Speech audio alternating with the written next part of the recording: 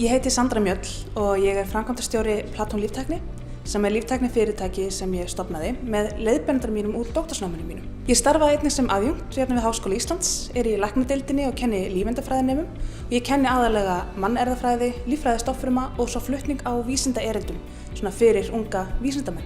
Ég byrjaði sumarið 2011 að vinna sumarrannsóknir við Blóðbankann og fer að vinna með honum Ólafi sem stofnaði svo Platon með mér seinna.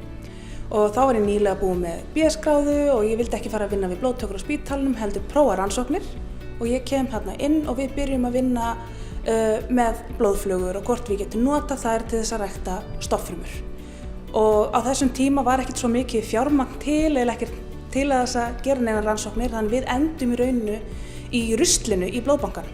Og þar finnum við að það er verið að henda fullt af blóðflugum, við vitum að það innihalda fullt af þáttum sem að frumur þurfa til að vaxa og við höldum svo áfram með þetta verkefni þar. Og það sem átti raun að vera bara 3 mánuðir af rannsóknum hafa endað sem 7 ára samstarf og fyrirtæki sem er núna með 9 manna teymi. Platon hefur hlotið gífurlegan stuðning síðust ár, meðal annars frá Tækniþróunarsjóði. Ég hef búin að byggja upp fyrirtæki sem hefur notið mikils árangurs. En það er þrotlaus vinna þarna bakvið og maður þarf að fá klapp á bakið annars slagið og hvatning eins og hvatningaviðurkenningin frá FK gefa manni svo ótrúlega mikið í það að segja já, ég er kannski að gera eitthvað sem skiptir máli, ég ætla að halda áfram.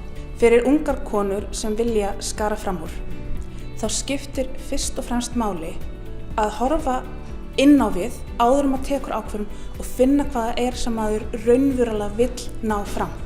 Ekki skrá sér nám af því einhver sagði manni að gera það. Ekki sækja þessa vinnu bara fyrir peningana. Heldur hvað er það sem er að fara að færa mér persónulegan þroska? Því það er byrjunarpunkturinn til að skapa þá áætlun til að hrinda því í framkvæmd.